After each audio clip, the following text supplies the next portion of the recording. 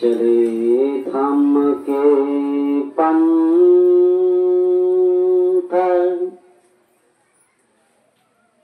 इस पथ चलते ज्ञानी जन, इस पथ चलते संत, आओ मानव मानवी चले धाम के पंथ,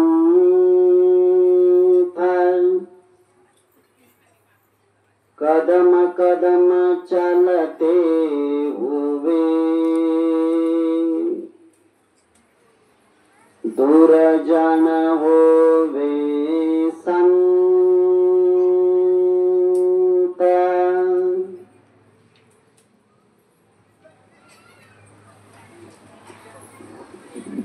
भाद्रपद पौर्णिमा, पौर्णिमेच्या निमित्ताने आपण सगळेच जण इथे उपस्थित, श्रद्धावान उपासक उपासिका, सान बालक बालिका,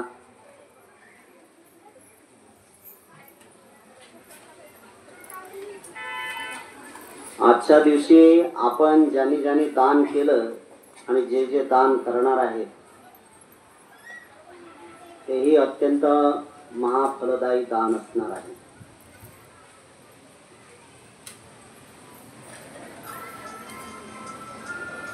भगवंताचा मार्ग जो आहे हा मार्गच मनुष्याच्या कल्याणाचा मार्ग आहे.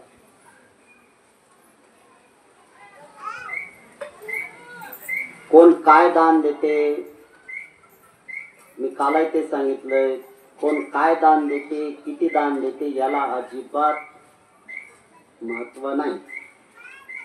दान देता याला महत्व. की जे वृत्ती मानवाच्या कल्याणासाठी आपण केली पाहिजे ती सुरुवात आपल्याकडून झाली पाहिजे. हे होणं म्हणजे खऱ्या अर्थाने वर्तमान काळातलं दुःख दूर करणे. प्रत्येकाला वाटते की मी सुखात जीवन जगलो पाहिजे.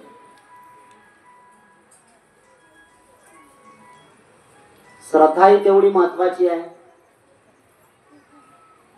श्रद्धा असल्याशिवाय तुम्हाला भवसागर पार करताच येणार नाही.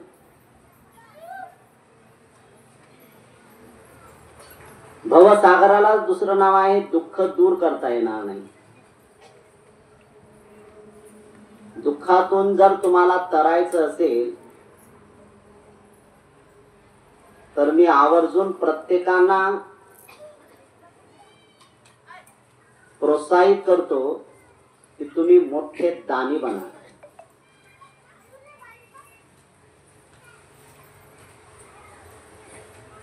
भगवंताला ज्ञान प्राप्ती झाली आणि ज्ञान प्राप्ती झाल्यानंतर राजा बिंबिसाराला या अरहंत सम्यक संबुधाने म्हणजे सिद्धार्थ बोधिसत्वाने जे वचन दिले होते त्या वचनाची पूर्तता आजच्या पौर्णिमेच्या दिवशी त्यांनी करून दाखवली.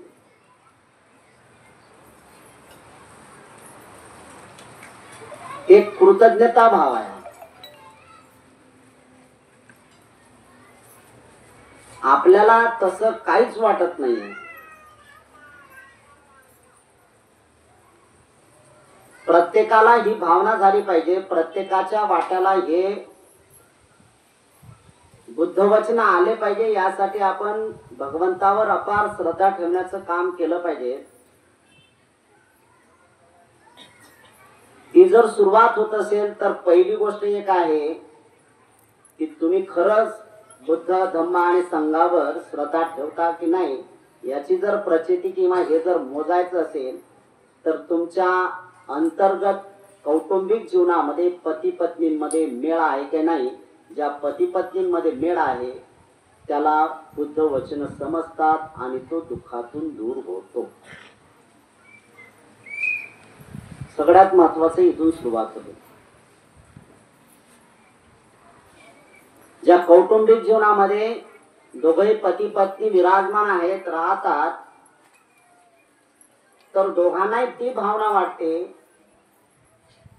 की माझं वैयक्तिक जीवन आणि कौटुंबिक जीवन, या कौटुंबिक जीवनामध्ये सुख शांती प्रसवली पाहिजे, सुख शांती राहिली पाहिजे. पण आपण एवढे काही आश्रमामध्ये बुडलेले लोक आहोत. आश्रम म्हणजे काय? मी मागे उदाहरण सांगितलेलं. आश्रव हे भगवान बुद्धाचे पाली भाषेतले शब्द आहेत. रागाश्रव, भावाश्रव. ज्याने ज्याने विपश्यना केली, ज्याने ज्याने लॉंग कोर्स केले, त्यांना त्यांना हे आश्रव कळतात. दुःखाश्रव, अविद्याश्रव,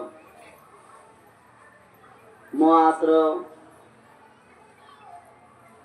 हे आश्रव जे आहेत, 5 आश्रव आहेत. या 5 आश्रवातून आपली सुटका झाली पाहिजे. आश्रव म्हणजे काय तुम्हाला वाटेल? कारण हे चालू मधले उदाहरण किंवा तुमच्या वैवाहिक जीवनातले उदाहरण देणं की ते लवकरात लवकर तुम्हाला समजते असे मी उदाहरण देत असतो.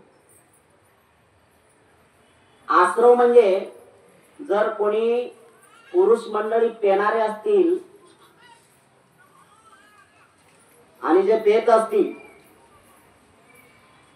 तर त्यांना माहित आहे आश्रव काय. त्याच्यावर लिहित असतं, नागपूरची जे संत्रा आश्रव म्हणून बाटली येते बघा, नाही तर तुम्ही संत्र असते, पिवळी बनलेली आहे, त्याच्यात पाणी येतात आणि त्याच्यावर लिहिलेलं असते. देशी दारू तर लिहिलेलंच असते, पण त्याच्यात खाली लिहिलेलं असते संत्रा आश्रव. संत्राचा रस आहे तो, त्याबद्दल काही नाही. रस म्हणजेच आश्रव आहे त्याला. पण आश्रव म्हणजे काय? दुसरी एक महत्वाची बाब, आश्रव म्हणजे एखादी जखम लागली, जखम झाली पायाला आणि ते बसतच नाही. मग ती बसत नाही जखम, तर त्या जखमीतून काय वाहते? शब्द 3-4 आहेत. कोणी म्हणते त्याला पस, कोणी म्हणते पू, आहे का नाही? आहे का नाही? आपापली भाषा आहे. रंद, पद्धतीने सांगितलं, रंद पण आहे ना. आपापल्या बोलीमध्ये भाषा आहे ते, आहे का नाही? जो पस आहे, जो पू आहे,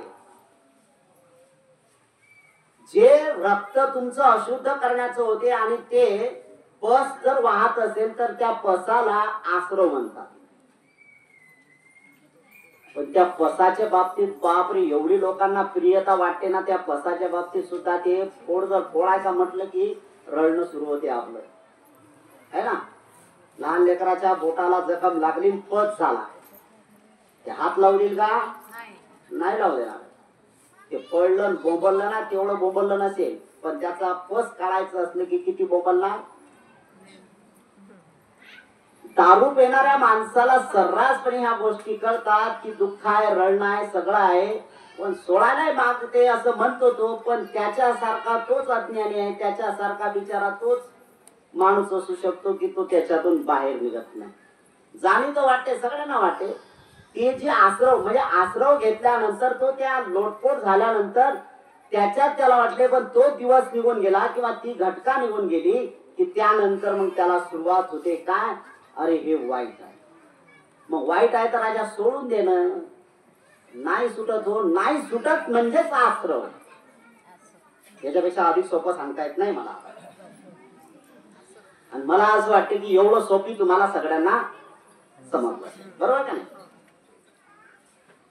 आश्रव जसं की पायाला जखम झाल्यानंतर पाय तोडण्याची काही काही लोकांची अवस्था होते. पाय तोडून टाकतात की नाही, पाय तोडून. असे या आश्रवात करणारे लोक, काही लोक आत्महत्या करून गेलेले आहेत. असे काही लोक गटारात पडून मेलेले आहेत. असे काही काही लोक अशा विचित्र भावनेत येत असताना ते त्याच्यात कितपत पडून कधी अशी अवस्था होते की जिवंत असताना फक्त सहारा त्याला द्यायचा असतो, टच करायचा असतो.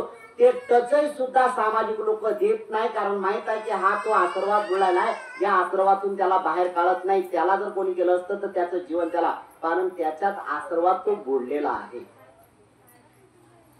याच्यातून मुक्तता व्हायची असेल तर बुद्धाच्या वचनाशिवाय तुम्हाला पर्याय नाही. जीवन जगायचं असेल तर तुम्ही त्या मार्गाने सुरुवात केली पाहिजे.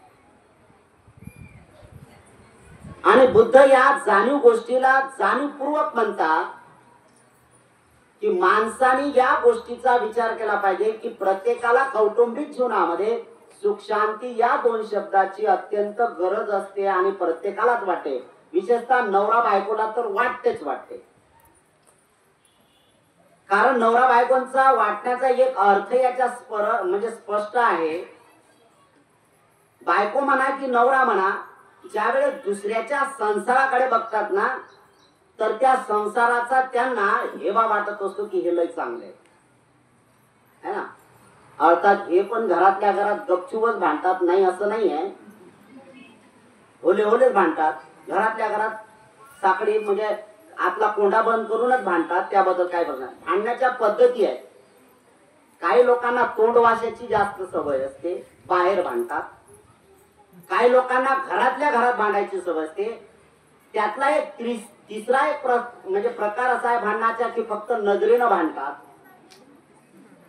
फक्त नजरेनं भांडतात, माहित आहे ना, अनुभव तुम्हालाही आहे. त्यामुळे नजरेनं आता ते काही सांगायची गरज नाही. नजरेनं भांडतात म्हणजे डोळे मोठे करणे, वटारू बघणे वगैरे वगैरे ह्या सगळ्या गोष्टी आहेत आहे ना. कधी कधी इशारो पे इशारे चालत असतात आहे ना. हा आंतरिक वर्तमान काळातला जो पती पत्नीचा कलह आहे ना, या कलहातून मुक्त होण्याची अवस्था आपल्याला प्राप्त करायची आहे. अनंत उपकार आहेत त्या अनंत सम्यक संबुद्धांचे, की त्यांनी तुम्हाला सगळ्यांना दुःखातून मुक्त करण्याचा प्रयत्न केलेला आहे. या महापुरुषांच्या प्रती तुम्हाला काय आस्था आहे? आस्था म्हणजे आसक्ती नाही, आस्था म्हणजे श्रद्धा. काय आहे श्रद्धा आहे?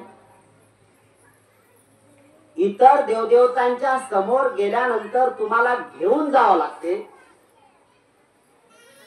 घेऊन जाताय तर काय घेऊन जातात, तर त्या देवाला जे जे लागेल ते घेऊन जातात. नैवेद्य आहे का, कपडे आहेत काय, अमुक आहे काय, खायचं आहे का, हे आहे का, या दिवशी हे चालते ते चालते, हे सगळं त्या देवाला घेऊन जातात. बुद्धांच्या जवळ मेणबत्ती, फुलं, अगरबत्ती शिवाय काही घेऊन जात नाही तुम्ही लोक. काय अपेक्षा काय भगवंताला? अपेक्षा काय भगवंताला? भगवंत काय म्हणतात? भगवंत म्हणतात, अरे तुम्ही मला काही नाही दिलं तरी चालेल, जे लोक माझ्या पात्रात टाकतात ना, जे जे अनंत सम्यक संबुद्धाच्या पात्रात टाकतात, जे जे अनंत सम्यक संबुद्धाच्या श्रावक संघाच्या भिक्खू संघाच्या पात्रात टाकतात, अरे एवढं पुण्य त्यांचं आहे, एवढं पुण्य त्यांचं आहे की अधिक आहे. हे जे टाकतो आणि त्याच्या टाकण्याची पद्धती आहे. आणि बुद्धभूमीला मला वाटते वर्ष दीड वर्ष झाले की हा प्रयोग आपण सतत सुरू केलेला आहे की भिक्षू लोक आपल्याकडे दारावर येत नाहीत. आता ज्या ज्या ठिकाणी असतील त्या त्या श्रद्धावान उपासकाने उपासिकेने एवढी चांगली भिक्षूंची व्यवस्था करून ठेवली, चांगली करून व्यवस्था ठेवली, काय बदल.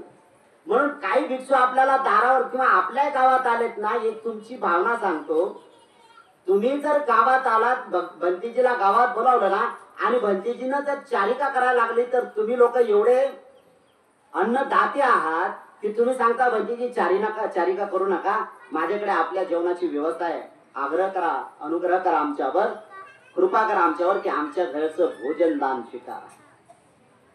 किती महत्वाच्या गोष्टी आहे. म्हणजे सुखसोयी निर्माण केल्या ना, आणि सुखसोयी निर्माण करत असताना तुम्ही करता, आणि ती जी भावना तुम्ही त्या पात्रात टाकताना ती सगळ्यात उच्च कोटीची भावना आहे. म्हणून भगवान बुद्धांनी सांगितलं की भिक्षूच्या पात्रात आपण भोजन वाढलं पाहिजे, दारावर येत नाही. म्हणून बुद्धभूमीला हा आपण प्रयोग सुरू केलेला आहे. यांना त्या पद्धतीने देतात ना. अजून तुम्हाला माहित नाही काय, तर तुम्हाला एक आहे की काही लोक देतात म्हणून तुम्ही देता. मी जाणीवपूर्वक म्हणत असतो त्या गोष्टीला की तुम्ही उद्देशित दान द्या, तुम्ही हेतू ठेवून दान द्या. कोणी हेतू केला का? आजच्या दिवशी जे हेतू सफल होण्यासाठी त्यांनी जे दान केलं, बाळापूर तालुक्यातून आले, त्यांनी दान केलं. बुद्धभूमीला आले, कधीतरी सांगितलं की माझ्या मुलाचं तब्येत ठीक नाहीये. आईचं हृदय म्हणजे आई आई असते, त्याला काय प्रत्येकाची आई आणि काही आई काही करत असेल ना, कशी वागत असेल ना, लेकरासाठी आई असते, हे लक्षात ठेवा. जाणीवपूर्वक सांगतो मी. तुमच्या नजरेत आई किती खराब असली ना, तुमच्या नजरेत आहे, पण लेकराच्या बाबतीत, सेवा करण्याच्या बाबतीत ती आई कधीच खराब नसते. ती आई त्याच्यासाठी ती आईच असते आणि ती आईच राहिली पाहिजे. काही केलं तरी हरकत नाही, पण आई ती आहे, ती ममत्व असते, ती प्रेम असते आईचं, ते वात्सल्य असते, तो जीवाला असतो.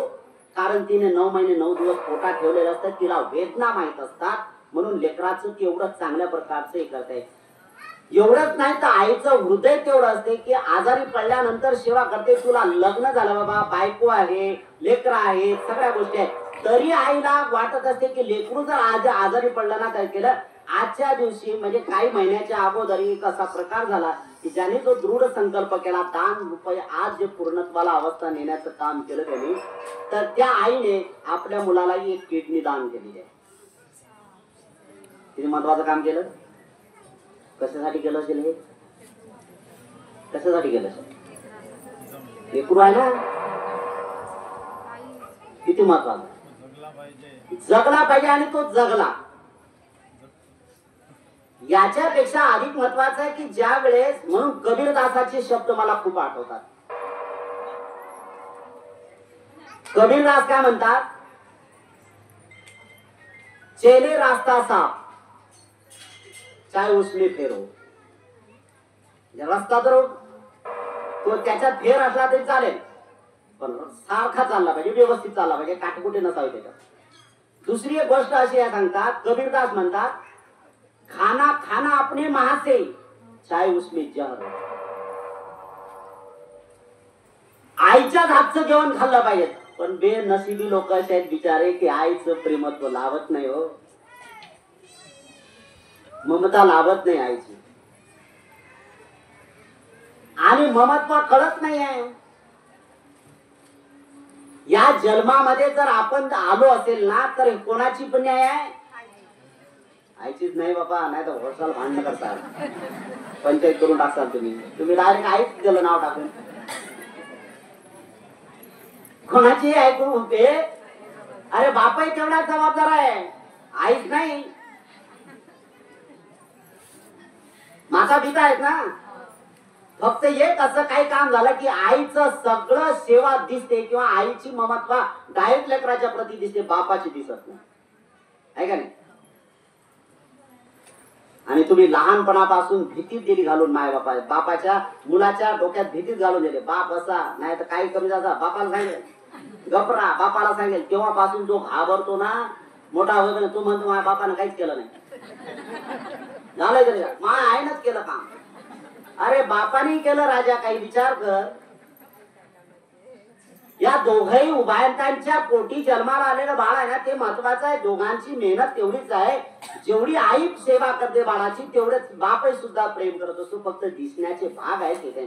तुम्ही जास्त देखावा असं नाही, तुम्ही जे करताय ते महत्वाचं आहे. बाप फक्त आतून पाजरत असतो तो भाग नाही. ही एक महत्वाची भूमिका आहे की जीवन जगण्यासाठी या सगळ्या गोष्टी महत्वाच्या आहेत की तिची सुरुवात केली पाहिजे. तर ते की तो उद्देशित दानाचा महत्वाचा आहे की त्या आईनं, त्या कुटुंबानं, त्यांच्या मनात मी अगोदर असे 3-4 उदाहरणं दिली. एकाला 2 मुली झाल्या आणि त्यांनी सांगितलं आता काय करणार, आता 3रं अपत्य झाले की सगळ्या सुविधा, पण तरी सुद्धा लालसा आहे ना, आणि लालसा आहे तर तो बुद्धभूमीला दोघे पती पत्नी आलेत, लालसेच्या पोटी आलेत आणि सांगितलं की बुद्धभूमीला मी नसताना इथं आले, पाया पडले आणि सांगितलं की 3रं आम्हाला अपत्य फक्त मुलगा होऊ दे. मुली नाही पाहिजे, आता 2 झाल्या, एक मुलगा होती. झालं मुलगा. दवाखान्यातून येता येताच माऊलीनं डायरेक्ट इथं सांगितलं आणि सांगितलं, बंदेजी मी असा दृढ संकल्प केला होता, 10-12 वर्षाच्या अगोदरची गोष्ट आहे. दृढ संकल्प केला की मी अमुक 5,000 रुपयाचं दान देईन. ते दान दिलं. लेकरू इथं घेऊन आले, घरी गेले नाही, इथं आणलं पहिल्यांदा. उद्देशित दान महत्वाचं आहे.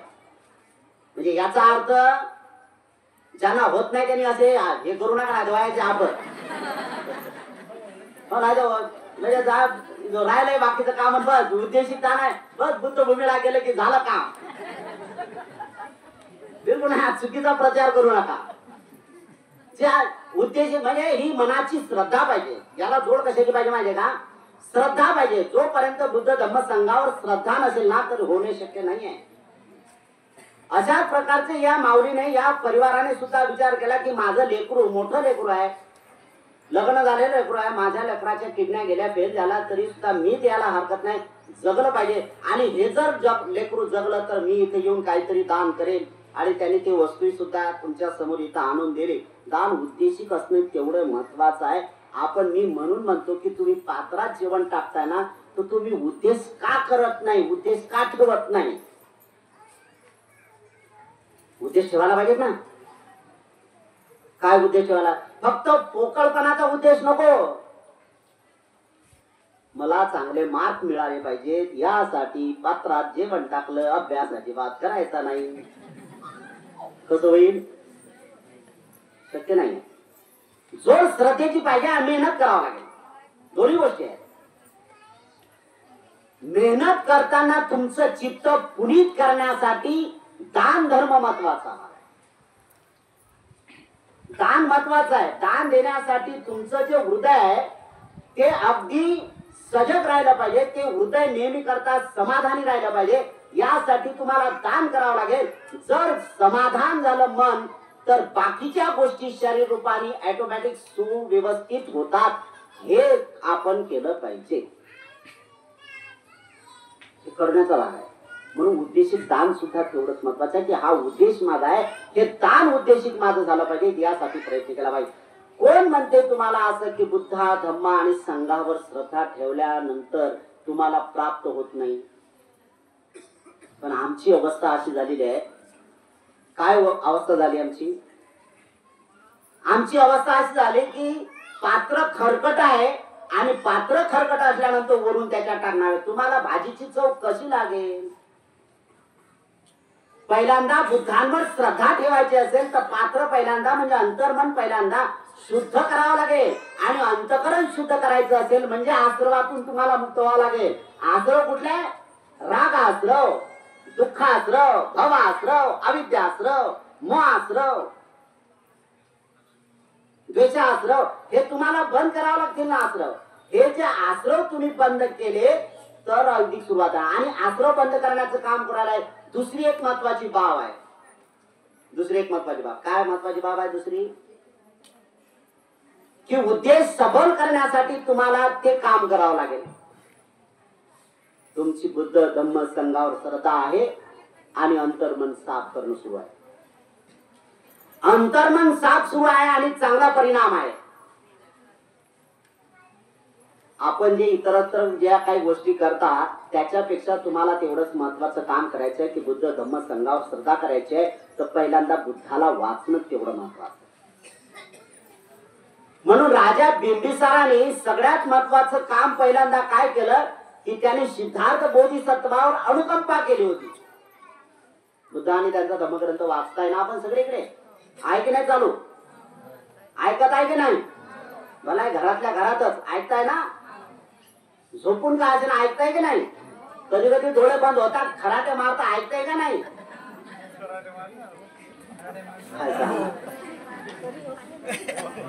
सगळं काम सुरू आहे. आमच्या गावात ग्रंथ सुरू आहे ना. अरे हो, मग ग्रंथ आपण ऐकत असतो. बरं कधी ऐकतो? कुठे ऐकतो? घरात. बरं घरात ऐकतो तर घरात ऐकणार राजा मग बसून व्यवस्थित ऐक. घरात खाट टाकलेले आहे झोपून, पाठवर आहे झोपून आहे. कधी डोळे लागतात आणि कधी खराटे मारणं सुरू होतात समजत नाही. का प्रकरण कुठलं झालं होतं? तो बिचारा वाचतो, त्याला त्याचं कळत नाही, कोणीच जवळ नाही, काय वाचणार आहे? त्याचंही मन लागत नाहीये. त्याची बुद्ध धम्मावर संघावर श्रद्धा अजिबात नाही बरं. वाचायचं म्हणून वाचायचं. काय काय गावाची अशी परिस्थिती आहे, जबरदस्तीनं वाचायचं म्हणून वाचतात. काय काय गावाची, तुमच्या गावाची नाही आहे आणि असेल तर मला काय घेणे नाही, तुम्ही त्यातले जात का नाही. ह्या एक महत्वाच्या गोष्टी आहे. मग ऐकायचं काय ऐकायचं आहे,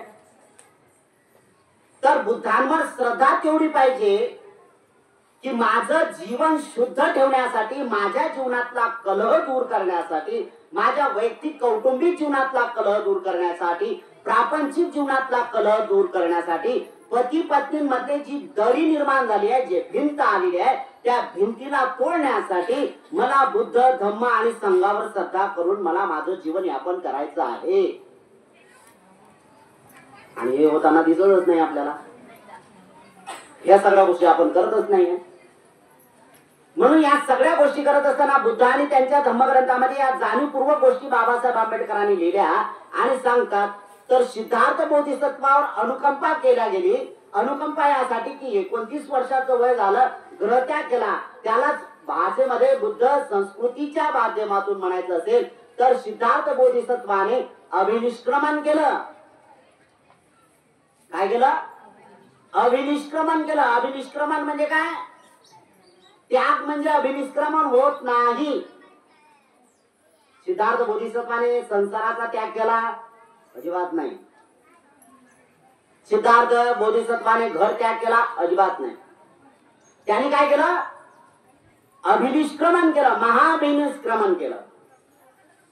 आणि महाभिनिष्क्रमण म्हणजे कसं? ज्यावेळेस पत्नी पतीच्या वाट्यामध्ये येते, पत्नी पतीच्या हितासाठी आपलं सर्वस्व पानाला लावते, त्यावेळेस अभिनिष्क्रमण होते. किती महत्वाच्या गोष्टी आहेत, किती महत्वाच्या गोष्टी आहेत माहिती आहे ना. आणि प्रापंचिक जीवन सोडणे म्हणजे साधी बाब नाही आहे.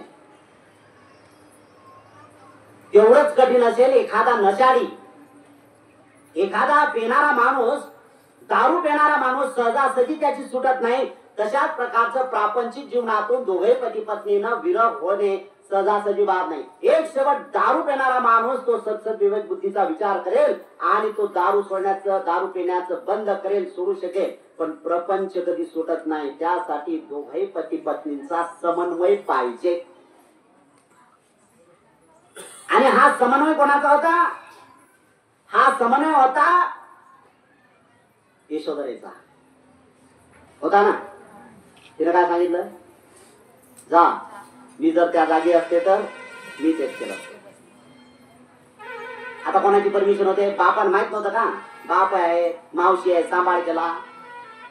आईपेक्षा जास्त प्रेम केलं मावशीनं, म्हणून एक दुर्गुण मन झाली. आपण प्रचलित मन म्हणतो, माय मरो पण मावशी जगो. बरोबर काही भूतांपासून सुरू झालं ना ते. म्हणजे मावशी एवढी आपल्या बहिणीच्या मुलीची काळजी घेते है ना, मुलाची काळजी घेते ना तेवढं. आणि मग हे करत असताना आपण जाणलं पाहिजे की त्याने काय केलं. बापाने एवढं सगळं केलं, मावशी सुद्धा एवढे होत ते सगळ्या गोष्टी केल्या. एवढा सगळा त्याग करण्याचा आहे. सगळेजण अडथळा. नगरातले लोक सिद्धार्थ बोधिसत्वाला थांबत होते, नका हो, नका हो, जाऊ नका हो, नाव नका हो. तरी सुद्धा सिद्धार्थ बोधिसत्वाने पण ते शब्द ऐकलेत कोणी? की जिच्याशी ऋणानुबंधाच्या गाठी बांधल्या होत्या यशोधराशी. तिनं सुद्धा सांगितलं की महाराज काही टेन्शन घेऊ नका. जर तुमच्या जागी मी असते तर तोही सुद्धा तोच निर्णय घेतला असता. बिंदासपणे जाण, तुमच्या पाठीशी मी खंबीर आहे. मी पण तुमच्या पाठीमागे आले असते. फक्त कारण एक आहे, नुकताच जन्मलेलं बाळ आहे, याला दूर करू शकत नाही. आणि दुसरं कारण आहे, सासू सासरे आहेत, यांची सेवा करणे हे पत्नीचं म्हणजे माझ्या सुनेचं कर्तव्य आहे, हे मी पूर्ण करेन. आताच्या सुना नाही करत म्हणा, तो भाग वेगळा आहे का नाही. त्याच्यातल्या तुम्ही नाही बरं, बुद्धभूमीला आलेल्या तुम्ही तो अजिबात नाही मावल्या. तुम्ही एवढी सेवा करताना सासू सासऱ्याची विचारू नका. लय इमानदारीनं सेवा करता तुम्ही, आहे का नाही? करताय की नाही? लय इमानदारीने सेवा करता. लक्षात घ्या, तुम्हाला आहे बरं, तुम्हाला आहे. आणि मग जसं तुम्ही करत असाल ना, तर तुम्ही लेकराच्या बाबतीत तेच करणार आहे. 100% होणार आहे. हा गुणधर्म आहे जीवनातला. जे पेराल तेच उगवणार. जे पेराल तेच उगवेल. आणि निसर्ग नियम काय सांगते, जे पेराल तेच उगवेल नाही, जे पेराल त्याच्यापेक्षा किती पटीनं जास्त निर्माण होईल. तुरीचं बी टाकले, एक दाणा टाकत असतो का नाही आपण, मग तुरीचा एक जर दाणा टाकला त्याचं अंकुर होते, अंकुराचं मग रोपट तयार होते, रोपट्याचं झुडूप तयार होते आणि झुडपाचं मोठं ते झुडूप तयार झालं की एका तुरीच्या झाडाला शेंगा किती लागतात, असंख्य, लय म्हणजे त्याचा गिनती नाही करू, असंख्य शेंगा. आणि एका तुरीच्या शेंगेमध्ये किती किती दाणे, 3-3, 4-4 दाणे. पेरली किती, उत्पन्न झालं किती. बरं हे फक्त धान्याच्या बाबतीत आहे असं नाही. बरं बुद्ध म्हणतात एखादा तुम्ही सुद्धा सेवेचा भाव म्हणजे जर तुम्ही एखाद्याला तिरस्कार, एक जर एकाचा तिरस्कार करत असाल तर तुम्हाला जास्त तिरस्कार प्राप्त होणार आहे. तुम्ही जर एखाद्याचा जाणीवपूर्वक द्वेष करत असाल तर तुमच्या बाबतीत त्याच्यापेक्षा भयानक दोष निर्माण होणार. तुम्ही जर आई वडिलांची सेवा करत नसाल तर समजून चला तुमचे लेकरं सेवेच्या नाही जोड जीव देणार नाही. सेवा तर लय दूरची राहिली. पेरायचं काय, काय पेरायचं आहे, जे पेराल ते त्या उपलब्धीनं तुम्हाला मोठ्या प्रमाणात निर्माण होणार आहे, याच्यात शंका नाही आहे. आणि हेच तर बुद्ध वचन आहे. आणि म्हणून बुद्ध वचन ऐकणं महत्वाचं आहे की भगवंत म्हणतात की तुम्ही तुमच्या जीवनामध्ये, प्रापंचिक जीवनामध्ये सुख शांतीने नांदले पाहिजे, यासाठी तुम्ही सदैव कायेची शुद्धता ठेवली पाहिजे, देण्याचं काम केलं पाहिजे. काय देता हा एक महत्वाचा भाग आहे की जे द्या, की ज्या देण्यामुळे तुम्हाला आणि तुमच्या वैयक्तिक जीवनामध्ये सुख शांती तर प्राप्त होईल, पण ज्याच्यासाठी द्याल त्यालाही सुद्धा तेवढं सुख प्राप्त होईल. तेवढंच महत्वाचं. आणि मग ही गोष्ट करत असताना आपण बघितलं की सिद्धार्थ बोधिसत्वाला ती यशोधरा म्हणते की तुमच्या पाठीमागे मी आले असते पण माझ्याकडे 2 जबाबदाऱ्या अत्यंत महत्वाच्या आहेत, त्या मला पूर्ण करायच्या आहे. पण तुम्ही बिनधास्तपणे जा, ज्या ठिकाणी जाल, ज्या दिशेला जाल ती दिशा पूर्ण अशी सूर्यप्रकाशाच्या माध्यमातून न्हालून निघाली पाहिजे, एवढी प्रकाशमान झाली पाहिजे, या जगातला अंधकार दूर झाला पाहिजे, तरच हे काम यशस्वी करण्यासाठी या माझी मैत्री आहे तुम्हाला, जा बिनधास्तपणे. आता तर तुमची पत्नी तुम्हाला म्हणते निघणं घराच्या बाहेर, अजून घरातच मरत. कशा पण लोकांच्या भानगडी आहे त्या, सरळ सरळ आहे. काय काय तर एवढ्या बुहाऱ्या शिव्या देतात ना विचारू नका, लय भयानक आहे लय. आता मला सांगा, जर पती पत्नीच्या बाबतीत जर असा दुरावा असेल तर खरंच सांगा संतान कशी होईल. समजले तुम्ही बाबा, किती सहज समजलेत ना. बुद्धभूमीला येण्याचा हा लाभ आहे. समज महत्वाचे आहे. तुमच्या घरी आलो असतो तर तुम्ही ऐकलं नसतं. तुम्ही सामूहिकरित्या येताना, आणि मी कोणावर पर्टिक्युलर कोणा वैयक्तिक कोणावर बोलत नाही, मी कुठल्या समाजावर बोलत नाही. ज्याला ज्याला लागायचं ते लागते, मला ते माहित आहे. कोणाला लागलं कोणाला नाही लागलं हे मला माहित आहे, कारण तुमचे चेहरे सांगतात. त्यामुळे मी तुमच्यावर नाही बोलत बरं. आणि जर तुम्हाला लागत असेल, तुम्ही जर तसं रिस्पॉन्स दिला मला की त्याच्यातून जर तुम्हाला जाग आली आणि त्याच्यातून बदलला तर समजून चला तुमच्या जीवनात तुम्हीच तेवढे कल्याणकारी आहे की त्यावेळेस तुम्ही दुःख दूर करणारे लोक झाले. यासारखं जगात तुम्ही कुठलंच असू शकत नाही. किती महत्वाचं काम आहे, केलं पाहिजे ना. उठा, जागृत व्हा, सजग व्हा, सत्कर्म करायला शिका. आणि सत्कर्म करायचं असेल तर पहिल्यांदा कायेची शुद्धता केली पाहिजे. कायेची शुद्धता करण्यासाठी सगळ्यात महत्वाचं आहे, म्हणून म्हणतो, जाणीवपूर्वक म्हणतो, ज्या ज्या घरात कल आहे ना त्या त्या घरातल्या लोकांनी दान धर्म करायला शिकलं पाहिजे. काय केलं पाहिजे. असं कोणाचं घर आहे की कल नाही म्हणून प्रत्येक जण म्हणते काय सांगणार बंदीजी ती एवढं चांगलं बोला, मा नवराच आहे सगळा कारणीभूत. काय का नाही. हा बदलला की बंदीजी काय हरकत नाही है ना, अशी बाब होते ते यार. काय हरकत नाही बंदीजी, तुम्ही म्हटलं ना काय सांगणार, मी तर लय दान द्यायला तयार आहे बंदीजी, पण हे बदलत नाही ना, याचं काय, मी तो लय दान देते. कधी कधी आता तुम्हाला अशी भावना होईल नंतर भंतीजी लय चांगला बोला, उद्देशिक दान भंतीजीने सांगितलं ना, तो उद्देश करणार. काय करणार उद्देश हा करणार भंतीजी. 500 नाही, हे 1,500 रुपये घ्या, माझा उद्देश सफल होऊ द्या, माझा नवरा बदलला पाहिजे. समजून त्याला बदलत नाही. इथे चुकीचं आहे ना. तुम्ही जर नवऱ्याला बदलण्यासाठी जर दान देत असाल तर नवरा डबल समजून झाला. मग काय होतं त्यासाठी भगवंत म्हणतात उद्देशिक दान हे करायला पाहिजे की स्वतः बदललं पाहिजे. माझा दुसरा एक सल्ला असा आहे की स्वतः बदलला म्हणजे नवरा बदलेल. आता हे लय झालं नवऱ्यावर काय. एखादा म्हणते काय सांगणार भंतेजी मी एवढा चांगला आहे ना, एवढा चांगला आहे काय सांगणार. फक्त सगळंच आहे, माझा मुलगा नोकरीवर आहे, सगळे आहेत, पैसे आहेत, मुलगी आहे, मुलीच्या का घरी गेली त्याचा काय प्रश्न. आम्ही तिघच लोक, माझ्या मुलाचं सगळं आता व्हायचं आहे, नोकरीवर मोठे पैसे आहेत, मलाही पेन्शन मिळते, सगळ्या तिजोरीच्या चाव्या याच्याकडे आहे, हिच्याचकडे सगळं काय आहे, सगळं तू जे काय करशील सगळं स्वतंत्र आहे, पण हीच नाही बदलत मी काय करू. सगळ्यात महत्वाचे आहे ना. काय काय घरातल्या लोकांची अवस्था ही आहे की नवरा म्हणते बायको बदलली पाहिजे आणि बायको म्हणते नवरा बदलला पाहिजे. हे सगळं आणि मुलं तर दुसरंच बोलतात हे दोघंही बदलले पाहिजे अशी त्याची मागणी आहे ना. बदल हा करणं त्या माणसाच्या लक्षणाचं असते की ते माणसं जिवंत असतात. जे माणसं जिवंत आहे त्या जिवंतपणाचं लक्षण कुठलं आहे की ते माहित आहे. जिवंत यासाठी म्हणतो मी कारण त्याला माहित आहे मरणाची घटका कधी येईल माहित नाही.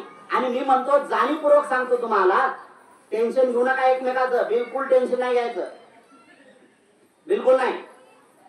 जर बायको बडबड करायला लागली ना तर समजून चला 2 मिनिटं आपण शांत राहा किंवा जर त्यांनी शांत होत नाही तर 2 मिनिटं बाहेर जाऊन या, जरा टेम्परेचर डाऊन होईल तिचं. घरी आल्यानंतर सांगा तिला, जर तुम्हा घरातल्या घरात आहे काही काही लोक आहेत ते करणारे, पण एक आहे मी जाणीवपूर्वक सांगतो की घरातल्या घरात तुम्ही पत्नीच्या समोर जाणीवपूर्वक सांगा माझ्याकडून काही चुकलं असेल तर सॉरी, सांग मला काय करायचंय, बघा किती टेम्परेचर डाऊन होणार. चुकलं असेल हा पती पत्नीचा व्यवहार आहे आणि बुद्धाने त्यांच्या धम्मग्रंथातले तत्व आहे ते. बाबासाहेब आंबेडकरांनी बुद्धाने त्यांच्या धम्मग्रंथातले सूत्र सांगितले. उपासक उपासिका पती पत्नींचे कर्तव्य सांगितले नाही का. वाचा म्हणजे समजेल आपल्याला. पती पत्नीचे लक्षण आहे हे महत्वाचं आहे त्यासाठी आहे. मग हे जर जीवन आहे, जर समजा यदा कदाचित तुम्ही जर टेन्शन मध्ये आला, मी लय पुढच्या गोष्टी सांगतो बरं, ऍडव्हान्स सांगतो ते पण सांगतो तुम्हाला. जर यदा कदाचित तुम्ही लय फुल टेन्शन मध्ये आला आणि टेन्शन मध्ये एखादी ब्रेनची व्हॅन जर तुटली ना लय नुकसान होणार आहे. ते तुटू द्या मरू द्या पण मरणारे आहेत सगळे त्याबद्दल प्रश्न आहे, पण मरता कसे याच्यावर अवलंबून आहे. बुद्ध ते शिकवतात. बुद्ध काय म्हणतात, बुद्ध ते शिकवतात की मरण्याच्या वेळेस जर तुमचं चित्त शांत नसेल तर अधोगतीच्या लोकांमध्ये या. 4 निरय लोकांमध्ये येणार तुम्ही. निरय लोकांमध्ये, प्रेत लोकांमध्ये, पशु पक्षी लोकांमध्ये, असुर लोकांमध्ये, या लोकांमध्ये साहजिकच तुम्हाला जन्म प्राप्त होते. म्हणून तुम्हाला तुमच्या जीवनातलं जर परिवर्तन करायचं असेल तर जगायचं कसं हे जर जाणायचं असेल तर बुद्धाचा मार्ग अनुसरणे हेच पहिल्यांदा परम कल्याण आपलं असू शकते. सगळ्यात करावं लागेल आपल्याला, याची सुरुवात करावं लागेल आपल्याला. आणि ही कल्याणाचा मार्ग आहे. म्हणून म्हणतो की तुम्ही किती लोक भाग्यवान लोक आहात की तुम्हाला मनुष्याचा जन्म प्राप्त झाला. माहित नाही जन्म तुम्हाला प्राप्त झाला. सगळ्यात गोष्टी महत्वाच्या नाही. ज्या ज्या रोगातून तुम्ही बाहेर गेलात का नाही, जीवन कळायला लागलं ना. ज्याला रोगच नाही त्याला जीवन अनमोल कसं आहे कळणार नाही. पण ज्या रोगातून तो मुक्त झाला किंवा ज्या रोगातून तो बाहेर पडला ना त्याला सगळ्यात महत्वाचं कळते की रोग काय असते आणि आपत्ती कशी विपत्ती कशी असते. अरे हे नको आहे त्याच्यातून, म्हणून जगण्याचे दिवस लय कमी आहेत, लय कमी आहेत. लय कमी म्हणजे तुम्ही साहजिक विचारच करू शकत ना. अरे तुमचा पुढचा पाऊल मरणाचा असू शकणार आहे, त्या अगोदर जगायला शिका. आणि स्थिर तो कोणी थांबतच नाही, एका जागेवर तो कोणी थांबतच नाही ना. दुसरा पाऊल जर टाकला तर त्या पायाखाली मरण आहे तुमचं. मग मला मरण आहे असं जर तुम्हाला वाटत असेल, माझं मरण या पाऊलाखाली असं वाटत असेल, त्या पाऊल उचलण्याच्या अगोदर विचार करा मी राग द्वेष मोह याच्यातून मुक्त झालो नाही. मला रागातून मोहातून या द्वेषातून मुक्त होता येत असेल, किमान माझ्या पत्नीशी माझ्या पतीशी भांडत तर नाही ना. जीवन सफल होईल, जीवन सफल होणार. बुद्ध ऐकायचं असेल तर ऐका, नाही ऐकायचं तर नका ऐकू. कल्याण तुमचं तुम्हाला करायचं आहे. आणि चांगलं जगायला का पैसा लागते का? अरे उपाशी पोटी लोक सुद्धा चांगले जीवन जगतात. उपाशी पोटी लोक चांगले जीवन जगतात. त्याच्यापेक्षा अधिक महत्वाचं तुम्हाला सांगतो, जो भिकारी आहे का नाही, भिकारी, तो भिकारी सुद्धा एवढं चांगलं जीवन जगते, खूप चांगलं जीवन जगते. तो किमान त्याच्या मुखातले शब्द तुम्ही दान टाकल्यानंतर तेवढं तर म्हणते, देव तुझं भलं करो. एवढं तर त्याच्या शब्दातून, अरे तुम्ही सगळे लोक चांगले लोक आहात, तुम्ही काय एकमेकाच्या प्रती मंगल मैत्री करत नाही? पत्नीच्या प्रती किंवा पतीच्या प्रती किंवा लेकरांच्या प्रती तुम्ही असं का भावना करत नाही? किंवा आई वडिलांच्या प्रती किंवा सासू सासऱ्यांच्या प्रती तुमची भावना अशी काय येत नाही? तुमचं कल्याण हो, तुमचं भलं हो. अरे तुमचं भलं हो, मगाशीच मी सांगितलं, एक जर बी टाकली तर असंख्य बी उत्पन्न होते. जर तुम्ही एक शब्द मंगलाचा टाकला तर तुमचे किती मंगल होणार आहे? किती मंगल होईल? पेरावं लागेल ना, पेरावं तर लागेल ना. आणि तुम्ही काहीच पेरत नाही. आणि पेरताय तर काय? मग काय काय लोक म्हणतात, काय सांगू, माझ्या जीवनात एवढं दुःख आहे ना, माझ्या जीवनात दुःख आहे. अरे राजा, दुःख कोण आहे? काय काय लोक तर त्याच्याही पलीकडचं बोलतात. काय म्हणतात माहित आहे का? माझ्या नशिबी आहे. नशीब कोणाचं आहे रे? नशीब तुला प्राप्त झालं, जन्म मिळाला ना, तुझं नशीब चांगलं नाही का? मनुष्य लोकांमध्ये जन्माला आला तर नशीब चांगलं नाही का तुझं? नशीब चांगलं आहे प्रत्येकाचं. म्हणजे ज्या वेळेस तुम्ही चांगलं करण्याच्या ऐवजी वाईट करत जाता आणि दोष मात्र नशिबाला देता, यासारखा बेवकूपणा काय असणार आहे आपला? यासारखा मूर्खपणा काय असू शकतो आपला?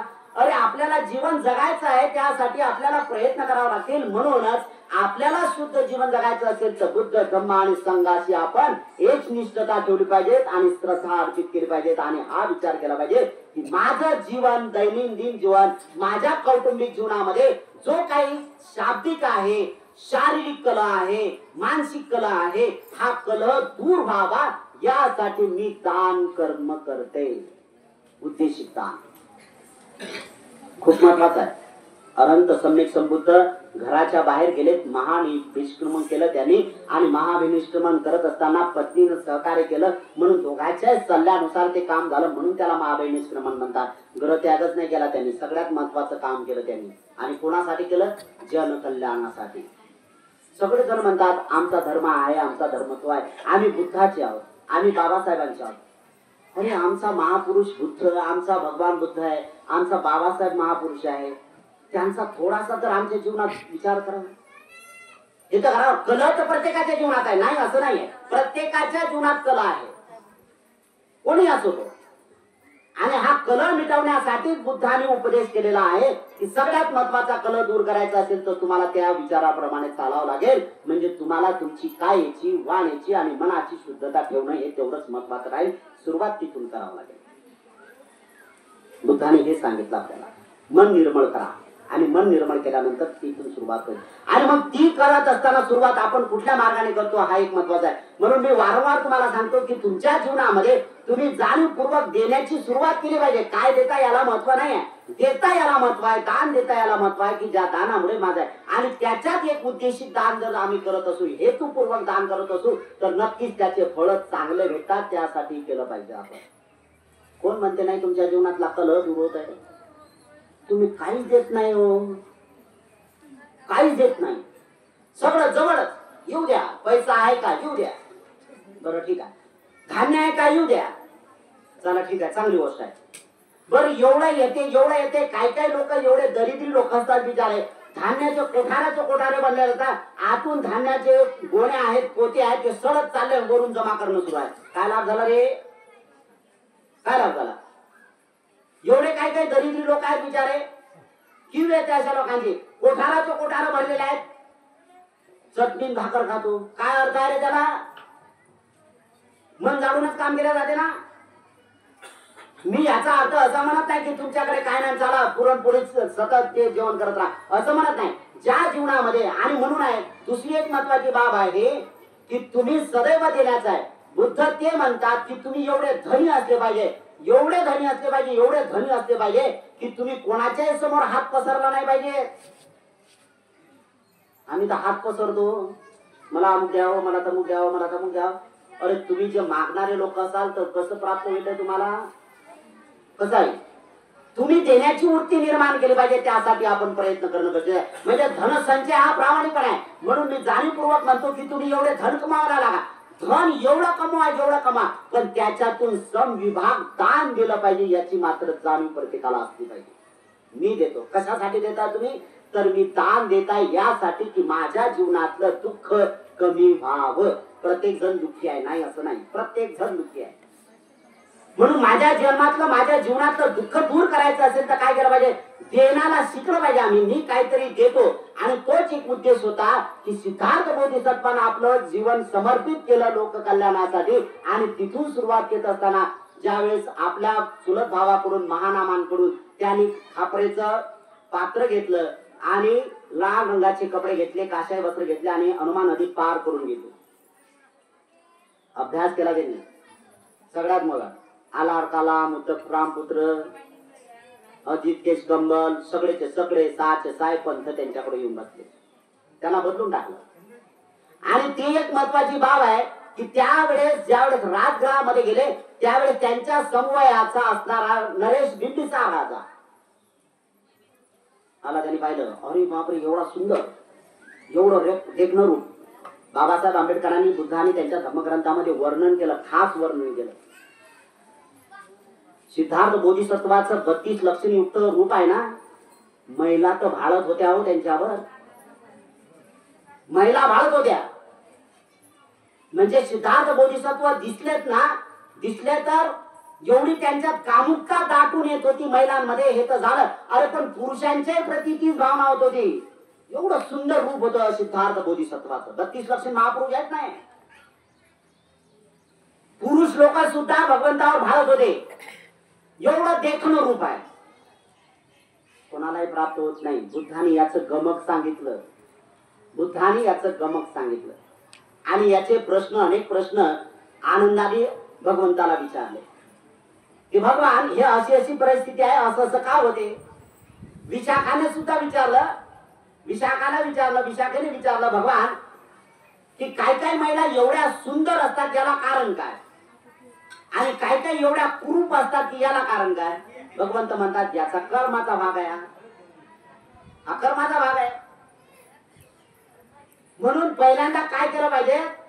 जर तुम्हाला रूपवान व्हायचं असेल तर बुद्ध म्हणतात 4 गोष्टी तुम्हाला करणं अनिवार्य आहे. पहिले अन्नदान केलं पाहिजे. जो अन्नदान करतो तो बलदान करत असतो, ताकद, तुमच्या भाषेमध्ये ताकद. जो अन्नदान करतो त्याला बलदान प्राप्त होते. जो वस्त्रदान करतो तो रूपदान करत असतो, रूप. किती कुरूप असले, कपडे जर अंगावर चांगले असले की तर थोडासा शरीराची आणि चेहऱ्याची म्हणजे अवस्था फाकत जाते, आहे ना. हे केलं पाहिजेत ना. जर तुम्हाला दिव्य दृष्टी प्राप्त करायची असेल तर त्यासाठी काय करावं लागेल? तुम्हाला दीपदान करावं लागेल. म्हणून मगाशी तुम्हाला म्हटलं की बुद्धाला काय चालत नाही. बुद्धाला काय चालते? अगरबत्ती, मेणबत्ती, लय जर झालं तर फुलं. बस बुद्धाचं काही बाकीचं काही घेणं नाही. पण बुद्ध म्हणतात या 3 गोष्टी माझ्याकडे घेऊन येत असताना यासाठी पहिल्यांदा चित्ताचा ठाव घ्या, मनाचा ठाव घ्या. जर मन जर खरकट असेल आणि तुम्ही या गोष्टी आणल्या तरी लाभ अजिबात होत नाही. तर मग सुरू आहे नमो तस् भगवतो वरतो सम्मा, काहीच पदरात नाही पडत. काय काय महिला, जसे मगाशी उदाहरण सांगितले की ज्यांना बुद्धभूमीला येत असताना लाभ होतो, त्यांचे दृढ संकल्प पूर्णत्वाला जातात. तसे तसे काही लोक त्याच्या एका दोघांना लाभ होतो, पण काही लोक असे आहेत की 100च्या पेक्षा नाराज होऊन जातात. 100पेक्षा नाराज होऊन जातात यासाठी कारण 100तले लोक कोणाचं चित्त टेकडीवर जाते, कोणाचं तिकडे जाते, कोणाचं इकडे जाते, कोणाचं खेळण्यावर जाते, कोणाचं काय करते, कोण मध्येच म्हणते जेवली का नाही. स्थिर कोणी ऐकतच नाही, स्थिर कोणीच नाही. आणि ज्या ज्या स्थिर आहेत त्या स्थिर पैकी एकच दुखट असते. जी एकच दुखट आहे ते काळजीपूर्वक ऐकते, म्हणजे सजगतापूर्ण ऐकते, आणि ते ऐकल्यानंतर तिच्या आज ना उद्या ते चित्तात म्हणजे आचरणात आणते, त्यावेळेस तिला तो तसा लाभ होतो आणि ती पुन्हा येते आणि सांगते की मला बुद्धभूमीपासून लाभ झाला. तुम्ही म्हणा आम्ही दर पौर्णिमेला जातो, काय पदरातच पडलं नाही, माय घरी गेल्याबरोबर भांडणच करतेस ना तू. बरं गेलं तर गेलं, नाही भांडण झालं तरी हरकत नाही, नवरा तुझं तो वेलकम करते. संध्याकाळी वेळ झाला, आता तुम्ही काय काय मला असं आहे की इथं झालं तर हे नाही होत, याने समाधान नाही होत, काय काय ना चला दुसरीकडे आणखी भाऊ आपण कुठे आहे का, या काय आता काय काय आल्यात ना, तर काही लांबून येतात, जसं की भुसावळच्या काय आल्यात ना, जळगाववरून आल्यात ना काही महिला, तसं इकडे अमरावतीच्या पण आलेल्या आहेत, जळगावच्या पण आलेल्या आहेत, तशाच बुलढाण्याच्या पण आलेल्या आहेत, इकडे काल हिंगोलीच्या पण आल्या होत्या. म्हणजे सगळीकडच्या सगळ्या जिल्ह्याच्या जवळच्या आजूबाजूचे जिल्हे आहेत ते जवळजवळ सगळेच लोक याला, वाशिमचे तर येतातच येतात, ते सगळे जिल्ह्यातले लोक येतात. याच्यात हे भाव आहे, कारण धम्मवाणी आहे, प्रत्येकाला असं वाटते की बुद्धभूमीला एकदा जाऊन आलो पाहिजेत, आणि कारण वैभव आहे, हे वैभव मी नाही केलं, हे सगळं त्यांच्या तुमच्या श्रद्धेतून केलं आणि तुम्ही निर्माण केलेलं वैभव हे आज तिथपर्यंत, आजच एवढी मोठी प्रगती आहे. मी जाणीवपूर्वक आज तुमचं भोजन घेत असताना, तुमच्या चारिकातलं जेवण करत असताना, मी श्रद्धावान उपासकाने जे जे भोजन दान दिलं त्यांच्यातून बोलत असताना किमान मी 8-10 वेळा असं बोललो की आज मला लय गदगद व्हायला लागलं. का झालं काय माहिती, आज लय गदगद व्हायला लागलं मला. का होते गदगद, म्हणजे याचा अर्थ आहे की आजच्या दिवशी तुम्ही खरंच जेवढे आलेले आहेत तेवढे श्रद्धावान लोक आहेत. मी बघत आहे काही छोटे मोठे लोक आहेत म्हणा बिचारे, काय काय बड्या घरातले लोक आहेत ना, एन्जॉय करायला येतात, त्याला टाइमपास करायला येतात बिचारे, त्यांचा तो भाग वेगळा सोडा. ते म्हणा आज ना उद्या ते भाग्यवान बनतील, आज ना उद्या ते श्रद्धावान बनतील बिचारे, त्याच्याशी काही घेणं नाही. पण काय काय ना असं वाटते की आम्ही एन्जॉय पार्टी केली पाहिजे, चला दिले फिरलं पाहिजे आम्ही, काय तर बस काय काय ना सवयच असते. बुद्धभूमी आहे ना, माझं जाणीवपूर्वक म्हणणं आहे की हे सगळा प्रवचनाचा कार्यक्रम झाला की तुम्ही सगळ्यांनी म्हणजे एक विचार करायचा, सगळे एक म्हणे सगळा परिसर पादन करून टाकायचा, संक्रमण करा, एकदा पूर्ण जेवढी सीमा आहे बुद्धभूमीची तेवढी सीमा करा, सगळं एक आहे. खाली बघून झाला बरं, रात्रीच मोठा साप निघाला, काल रात्रीच दर्शन दिलं आम्हाला मोठ्याने, आणि ते माझ्या पायरी जोडत आला. काय त्यांची मैत्री, विशेष मैत्री आहे आमच्यावर काय माहित नाही. अरे खाली बघून यासाठी सांगा काय जाणार, तुमची श्रद्धा नसेल, तुम्ही जर गुटपटांगाचे काम करत असाल तर त्याला काही सहन होणार नाही. तुम्ही जर खऱ्या अर्थाने रागातून, द्वेषातून, मोहातून मुक्त होण्याचा प्रयत्न केला, त्याच्यावर पाय पडला तरी तो काय करत नाही. पण जर काही असेल, राग तुम्हाला, द्वेषी तुम्ही तेवढ्याच, मोही तेवढ्याच, सगळं सगळं तुमच्याकडे आहे, आणि वर पाच चालत असेल तर तो दणका दिल्याशिवाय काय मग होईल की गेलं बुद्धभूमीला आणि झालं वाटोळं माझं साप चावा. आणि एक अपप्रचार एवढा आहे की विचारू नका. बुद्धभूमीला गेल्यानंतर दुसरी तिचंही मन तिच्या ताब्यात नसते, तेही म्हणते तिथे गेल्यानंतर साप चावता नाही गेलं पाहिजे. अरे तिच्यासाठी झालं दुसऱ्या काय. आणि तसं इथल्या प्राण्यांनी कोणाला उपद्रव केलेला नाही. इथे प्राणी येतात केवळ फक्त आणि फक्त मैत्रीसाठी येतात. तिथं मागं आता 3-4 दिवसापूर्वी वाघ आमच्या जोडून गेला. जो ऍक्सिडेंट झाला ना वाघ त्याचा, तो आमच्या जोडून गेला इथून. त्या 2 पोरी होत्या, मयुरी आणि स्नेहा म्हणून होते. तिनं पाहिला प्रत्यक्ष. आम्ही तिचं मन मोडलं. नाही ना डुक्कर फुकऱ्या म्हणजे असा कसा उड्या मारत जाते डुक्कर. त्याने प्रत्यक्ष पाहिला नाही. हे सगळं मंगल मैत्रीचं वातावरण आहे. जोड जातात. तो जर तू मेल्यानंतरही हात लावत नाहीत लोक कोणी. आता जिवंत जोडून गेला. काय अवस्था ते, मनाची शुद्धता महत्वाचा आहे. आणि हे होत राहते. सगळे प्राणी येतात. म्हणून आपण करत असताना हा सगळा आहे. म्हणून ज्या लोकांनी पहिल्यांदा जे ऐकायचं आहे ते ऐकायचं. दुसरे रिकामे काम करायचे बसत नाही. ऐकायचं. धम्म तेवढा आहे ना. आणि मी काय जास्त बोलतच नाही. तुम्ही जेवढं सहकार्य करता, मला माहित आहे मी 2-4 तास बोललो तरी तुम्ही काही उठणार नाही हे मला माहित आहे. पण जेवढं ऐकायचंय तेवढं ऐकायचं. ऐकल्यानंतर मात्र जाणीवपूर्वक फेरफटका मारायचा. आणि फेरफटका मारत असताना हा एक विचार करा, हे सुद्धा तुमच्या चित्तामध्ये दाणे टाका, इथली लवकरात लवकर प्रगती हो. मला तर इथला धम्माचा लाभ मिळो, पण माझ्या नंतर येणाऱ्या सगळ्या लोकांना धम्माचा लाभ मिळो. हे पण विचार करा. खूप महत्वाचं आहे. आता समजा एक आहे, अशाच भावना करत राहिल्या आणि जर काहीच नाही झालं तर मग कसं होईल. भावना करत राहिला तुम्ही याच्यात, देण्याचं काहीच काम नाही. भावना केली आम्ही कल्याण हो भलं, अरे कल्याण हो भलं अजून तिथपर्यंत नाही पोहोचलं ना, मन शुद्ध नाही झालं ना. त्यासाठी दोन्ही आहे, तनानी, मनानी आणि धनानी, तिन्ही गोष्टीने आपल्याला ते काम करावं लागणार आहे. यासाठी ज्यांना ज्यांना जे करायचं आहे ते. म्हणून एक महत्वाची बाब ही पूर्ण करण्यासाठी आपण केली पाहिजे आणि तो उद्देश म्हणून अनंत सम्यक संबुद्धाच्या संबंधी जो काही डिस्कस चालला बिंबिसार राजाचा ते एक महत्वाचा आहे. बिंबिसार राजाने 5 गोष्टी तयार केलेल्या आहेत. एवढा तरुण 29 वर्षाचा सोडून चालला, राजबिंडा आहे, देखणा आहे, सगळ्याच गोष्टी आहे. जिथं जिथं जाईल तिथं तिथं सगळे लोक पाठीमागे येतात. सगळे स्त्री असो का पुरुष असो पाठीमागे येतात. काय गरज नाही. जशी मुंगड्याची लाईन असते ना, मुंगड्या येतात. जसा एक निघाला पुढे की सगळे जण त्याच्या पाठीमागे. बस बुद्ध निघाले की लोक, काही लोकांवर काही चमत्कार करण्याची प्रक्रिया काहीच नाही.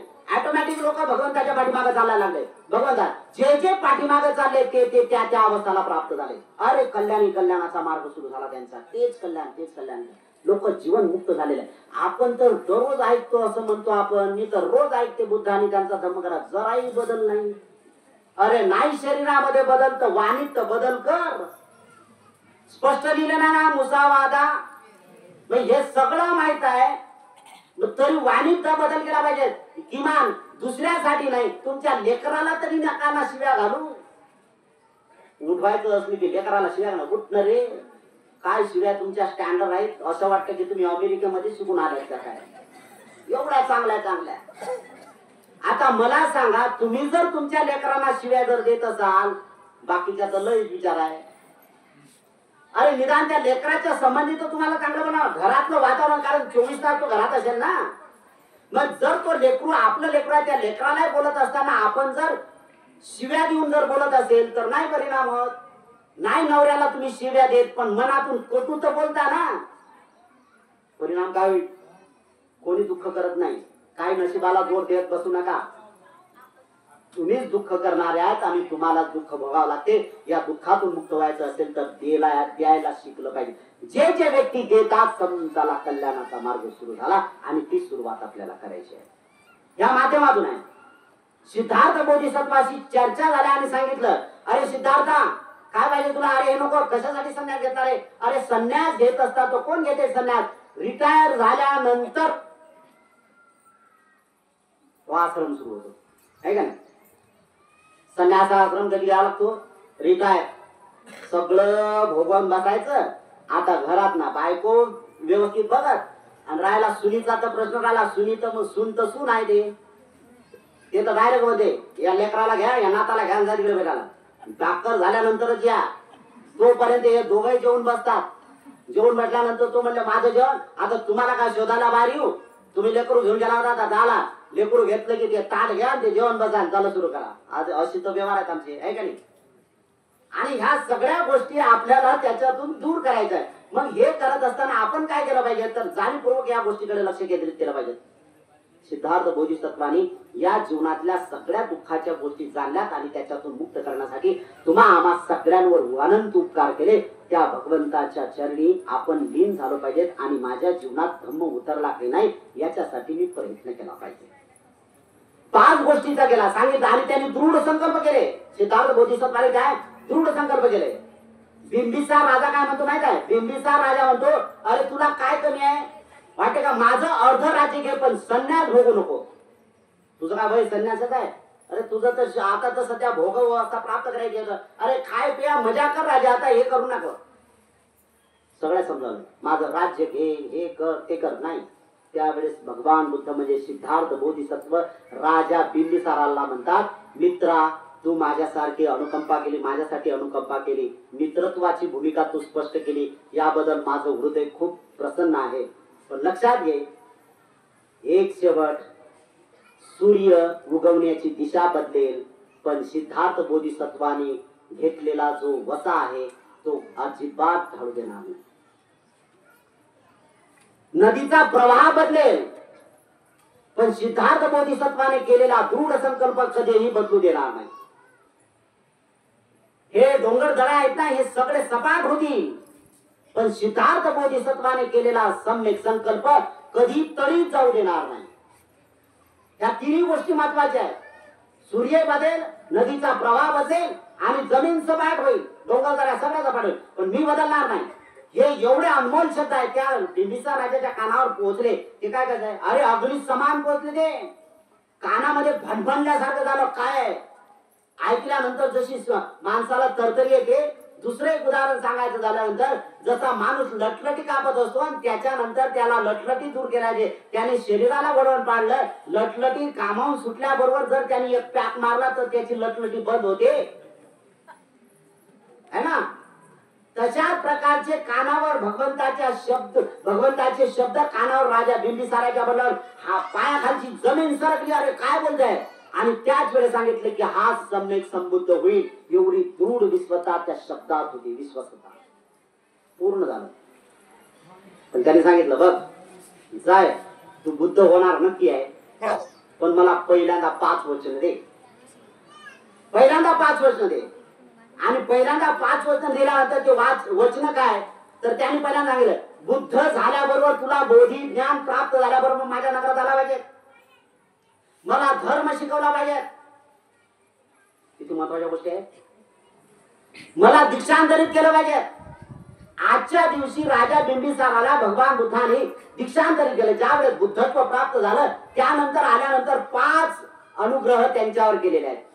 आणि त्या राजाने पहिल्यांदाच भगवंताच्या जोड ह्या 5 गोष्टी कबूल केल्या आणि सांगितल्या. काय पहिली गोष्ट आहे की मला माझ्या नगरात बुद्धत्व आले पाहिजे, माझ्या नगरात सम्यक संबुद्ध आले पाहिजेत, भगवंत आले.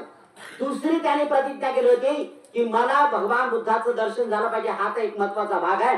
दुसरा आहे की माझ्या नगरामध्ये अरहंत निर्माण झाले पाहिजेत, मला अरहंताचा उपदेश समजला पाहिजे, मला भगवंताचं शिष्यत्व सेवा करण्याची संधी प्राप्त झाली पाहिजे, सेवा मिळाली पाहिजे. आणि सगळ्यात महत्वाचं आहे की माझा राज्याभिषेक झाला पाहिजे. किती महत्वाच्या गोष्टी आहेत. या 5 गोष्टी त्याने केल्या. काय केलं. या काय गोष्टी केल्या माहित आहे. देण्याच्या केल्या. म्हणजे याला म्हणतात उद्देशिक दान. ज्यावेळेस सिद्धार्थ बोधिसत्वाला त्यांनी दान केलं त्या अवस्थेमध्ये सिद्धार्थ बोधिसत्वाला श्रमण सिद्धार्थ बोधिसत्वाला बुद्ध सम्यक संबुद्ध नाही झाले. त्या राजा बिंबिसाराने जे काही दान केलं ना त्यावेळेस ते दृढ होतं, उद्देशिक दान होतं की हे दान देत आहे आणि हा उद्देश माझा पूर्ण व्हावा. ज्यावेळेस सम्यक संबुद्धत्व प्राप्त झालं त्यावेळेस 5 गोष्टी पूर्ण झाल्यात. अरहंताचं दर्शन झालं, अरहंत नगरात जन्माला झालेत. सगळ्यात गोष्टी महत्वाच्या सेवा करता आली आणि सगळ्यात महत्वाची गोष्ट आहे की राज्याभिषेक झाला. ह्या सगळ्या गोष्टी होतून येतात. म्हणून म्हणतो की आपलं सुद्धा तेवढंच महत्वाचं आहे.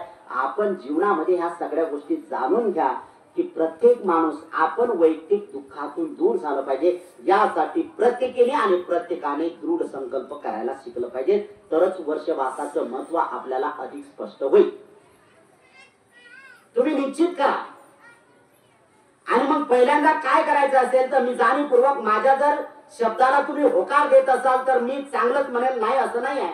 द्यायचा असाल तर द्या, नाही देसाल तर नका देऊ, त्याबद्दल प्रश्न नाही. पण एक मात्र जरूर आहे की प्रामाणिकपणे आपण इथून बुद्धभूमीहून जात असताना वर्षवासामध्ये मी दृढ संकल्पी झाले, संकल्पच झालो की मी पहिल्यांदा काय करेल तर इथला आताचा दिवस, मग आजचा पौर्णिमेचा दिवस असेल तर काय लोकांनी आजच्या दिवशी तुमच्या मनाला तुम्ही हातात धरू शकत नाही किंवा तुम्ही मनाच्या अधीन झालेला आहात. तुमचं मन जसं तुम्हाला नाचवेल तसं तुम्ही नाचत राहता.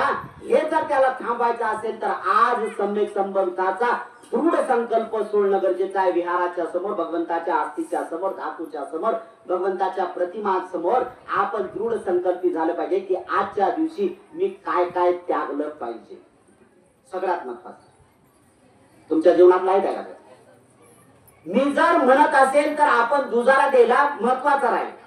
म्हणून आजच्या दिवशी ज्या मोठ्या प्रमाणात लोक आले असतील, 2 मिनिटं थांबा. जर मोठ्या प्रमाणात, मला माहित आहे माझं बंद करायचंय, मला आहे ना, मी बंदच करणार आहे, त्याबद्दल काय प्रश्न मला माहित. तुमची काही म्हणजे मानसिकता बघितली पाहिजेत ना, आहे का नाही. तुम्ही दृढ संकल्पी झाले पाहिजे. मी जाणीवपूर्वक त्या मुद्द्यावर येतो. आजच्या दिवशी दृढ संकल्प करा तुम्ही. आजच्या दिवशी प्रामाणिकपणे तुमच्याच आहे. तुम्ही जर जाहीरपणे केला तर अधिक चांगला आहे. आजच्या दिवशी जे लोक जबरदस्ती कोणाला नाही, पण ज्यांना असं वाटते की मला माझ्या दुःखातून, माझ्या प्रपंचातल्या दुःखातून मुक्त व्हायचं आहे, मला माझ्या संसारात सुख शांती निर्माण करायची आहे, तर आजच्या दिवशी मी दृढ संकल्प करतो. म्हणून आजच्या दिवशी पहिल्यांदा आपण त्या गोष्टीचा दृढ संकल्प करूया की आजच्या दिवशी करा. ज्याला जास्त दिवस करायचे असेल तर वेलकम आहे, त्याचं खूप स्वागत आहे. त्याबद्दल काय प्रश्न आहे? आणि येणाऱ्या वर्षवासाच्या शेवटच्या पौर्णिमेमध्ये आपण पदार्पण करणार आहोत. त्या दिवसापर्यंत केलं तर अधिक संकल्प आहे. तुम्हीच तुमच्या दुःखातून मुक्त होण्यासाठी दृढ संकल्पित झाले पाहिजे आणि यासाठी देणं शिकलं पाहिजे. काय द्यायचं आहे ते तुम्ही ठरवायला पाहिजे. म्हणून तुमच्याकडून मला एक अपेक्षा, मोठी अपेक्षा आहे की आजच्या दिवशी जे जे लोक तंबाखू खात असेल तर त्यांनी पहिल्यांदा आजच्या दिवशी दृढ संकल्प करा, आजच्या दिवशी इथला तंबाखू बंद. काहींवर लय संकट आलं, दुसरं काहीतरी म्हणायला पाहिजे होतं, हे नाही जमत आपल्याला. हेच तर बाप तर हे सगळं आहे, हेच तर सगळं आहे. बरोबर का नाही? हे सुटे का? अरे मग हे जर सुटत नसेल तर सुख कसं येईल? हे जर सुटत नसेल तर सुख येईल कसं? जशी तंबाखाची लत लागली ना तशीच एक थोडक्यात भूमिका. ते म्हणत नाही, मला म्हणण्याचा उद्देश तसा नाही. जशी तंबाखाची लत लागली ना तशी तुम्ही बुद्ध धम्म संघाच्या प्रति श्रद्धाची लत लावायला शिका. ऑटोमॅटिक तुमच्या कौटुंबिक जीवनामध्ये सुख शांती होईल. कराल आपण संकल्प आता विश्वी गुरु.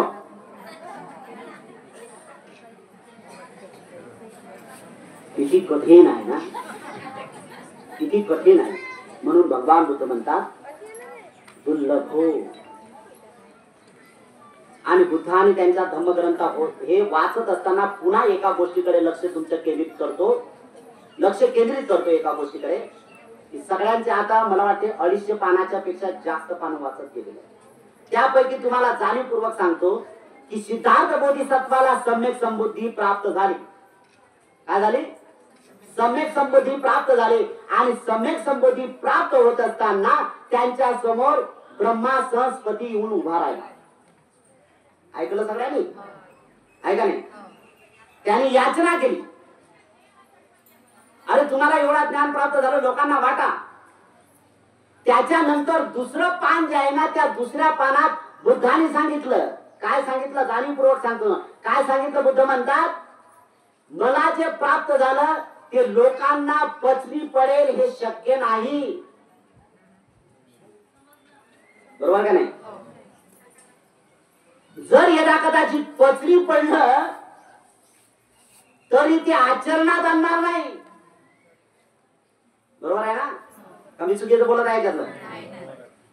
जर यदा कदाचित आचरणात आणलं तरी त्या लक्ष्याकडे लक्ष केंद्रित करण्यासाठी तुम्ही सक्षम बनणार नाही. किती महत्वाचं गोष्ट आहे. आणि जर सगळ्या गोष्टी आल्यात तर तुम्ही लोक कल्याणासाठी तुम्ही तशा प्रकारचा दृढ संकल्प करणार नाही की जो संकल्प मला जसं सुख प्राप्त झालं तसे इतरांना सुख प्राप्त होण्यासाठी तुम्ही आदर्शवत बनणार नाही. माझं शेवटच्या याचा सांगणं आहे की तुम्ही मायबाप मी माझ्या नेहमी करता कुत्रीचं उदाहरण देत असतो. सांगत असतो मी माझ्या कुत्रीचं उदाहरण देतो. ती कुत्री आहे ना, इथं विपश्यना सुरू असते ना, ते आता गरोदर आहे. एकही दिवस तिनं सोडला नाही की जिथं ग्रुप सिटिंग होते तिथं धम्म हॉलच्या जोड जात नसेल म्हणून ते 1 तास कंटिन्यू बसते. कुत्रे बदलतात, माणसं कुठे?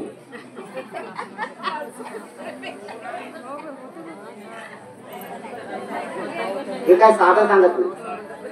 आणि त्याच्यापेक्षा एक आहे, तुम्हाला जाणीवपूर्वक सांगतो, तिची जे जंपत आहे ना, तिची एक कुत्री आमच्याकडे आहे. एक कुत्रा आम्ही तरोड्याला दिलं. ते कुत्रा मोठं झालं, आम्ही त्यांनी आवाज जरा ऐकला ना तर तिथून जे बोंबलते कुत्र, ते सुद्धा विपश्यनेतलं कुत्र आहे. बोंबलते कुत्र, ते आवाज दिला ना, आवाज येते. मागे गेलो, ते सोडल्याबरोबर कुठंच गेलं नाही, काय पहिला आल्याबरोबर पायाजोड पहिला. ते इथल्या कुत्र्यांना एक सवय आहे की हे पाया पडतात. पाया पडताना कुत्र पाहिलं का कोणतं? ते पाया पडतात. हे कुत्रे आहेत ना आमचे, हे पाया पडतात. पाया माणसाची तर लय बाप दृष्टी आहे. ही जी बसली ना, हिचा उद्देश किती महत्वाचा आहे. आणि सगळ्यात महत्वाचा आहे, मी हे म्हणतो, भगवंताची वाणी म्हणून जाणीवपूर्वक बोलत असतो मी, हे जाणीवपूर्वक बोलत असतो की भगवंताची वाणी हे सर्व प्राणी मात्रेच्या कल्याणाची वाणी आहे. आणि विपश्यना हा असा एक महत्वाचा भाग आहे की इथं कर्म संस्काराचा भाग विपश्यना ज्यांना ज्यांना मिळते ते झाल्यानंतर त्यांनाही सुद्धा सद्गती प्राप्त होते. मी विचार करत असतो, तुम्ही माना अगर नका मानू, मला त्याच्याशी काही घेणं नाही, मी याच्यावर काही डिस्कस करत नाही. पण एक नक्कीच आहे, तिचे पिल्ल ज्यावेळेस जन्माला येतील आणि त्यांनी जर या जन्मामध्ये त्यांना जो जन्म झाल्यानंतर ते जर सत्कर्म करत राहिले तर यदा कदाचित ते जर मृत्यू पावले तर होऊ शकते शुद्ध तरंगाचा त्यांचाही जन्म मनुष्य लोकांमध्ये होऊ शकेल. आपण माणसं आहोत, माणसं आहोत आपण. मग अशी उदाहरण तायडे साहेबांनी पाहिलं. मी बोलता बोलता सहज बोललो, म्हटलं हे कुत्री आमची आहे, हे इथले कुत्र्यात कोणाच्याच हात खात नाही. नाही तर बघा मला असं होऊ शकत नाही. मला खंडारे बाबांनी टाकलं ते खाल्लं, त्यांनी पहिले यांनी चपाती टाकली तोंडही लावलं ना, पाहिलं नाही त्याच्याकडे. आणि त्यांनी जे टाकलं त्यांनी विचार केला. ते खंडारे बाबा म्हणले एवढं जेवण मोठं झालं काय करावं, त्यांना पेच पडला, यातलं जेवण कमी कसं होईल. धरलं कुत्र्याला टाकत बसले, खात बसली ते खात बसली. हे तरंगित आहेत, हे दुसरं काही नाही, शुद्ध तरंग आहेत. म्हणून माय मावल्यांनो, सगळे पुरुष मंडळींनो, मनुष्याचं जीवन लय कठीण जीवन आहे, मला तेवढंच माहित आहे. पण दुसरी एक महत्वाची बाब आहे की या कठीण जीवनाला बदल परिवर्तन करण्यासाठी बुद्धही तेवढे सक्षम आहेत. बुद्धाच्या शरणांगताला जा आणि सगळे विकार मुक्त व्हा. कल्याण करा स्वतः, दुसरं कल्याण करू. मी तुमच्या जवळ येऊन बसतो किंवा मी तुमच्याकडे येऊन बोलतो, हा बोलण्याचा भाग नाही, तुम्ही द्या. हे करावं लागेल तुम्हाला, वस्तुस्थिती तुम्हाला करावं लागेल. मी फक्त सांगण्याचं काम करतो. किती किती सांगितल्यानं कोण कोण आचरणात आले.